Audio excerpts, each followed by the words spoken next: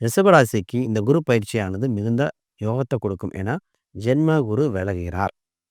தன் ராசிக்கு 2ஆம் இடத்துல குரு வந்து 8ஆம் அதிபதி, 11ஆம் அதிபதியாக இருக்கார். முதல்ல தன, தானிய யோகம் உண்டு.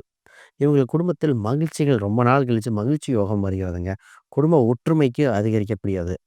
பணம் வரவேண்டிய பணம், பூர்வீக ரீதியான சொத்துக்கள் இது எல்லாமே அனுபவிக்கக்கூடிய இது உண்டு.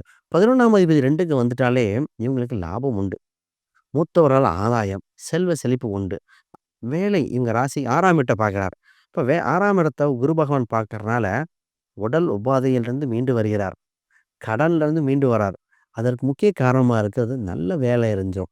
வேலை செய்ற இடத்துல மதிப்பு, மரியாதை, தான் செய்த வேலைக்கு தனக்கே அங்கீகாரம், முதலாளியாகும் யோகம் உண்டு. 6, 10 கனெக்ஷன் வந்துருச்சு. இந்த நேரத்துல என்ன பண்ணுவாங்கன்னா, வேலைக்கும் போயிட்டுருப்பார்.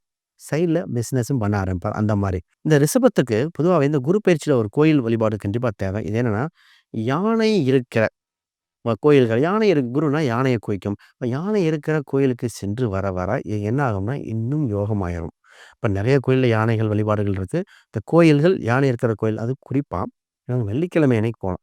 ஏன்னா, இவங்க ராசி தத்துவத்த வலுப்படுத்த. வெள்ளிக்கிழமை அன்னைக்கு சென்று வழிபாடு செஞ்சா, இந்த குரு வ வளர் பெயர்ச்சி நிச்சயம் மகிழ்ச்சியான பயிற்சியா இருக்கும்.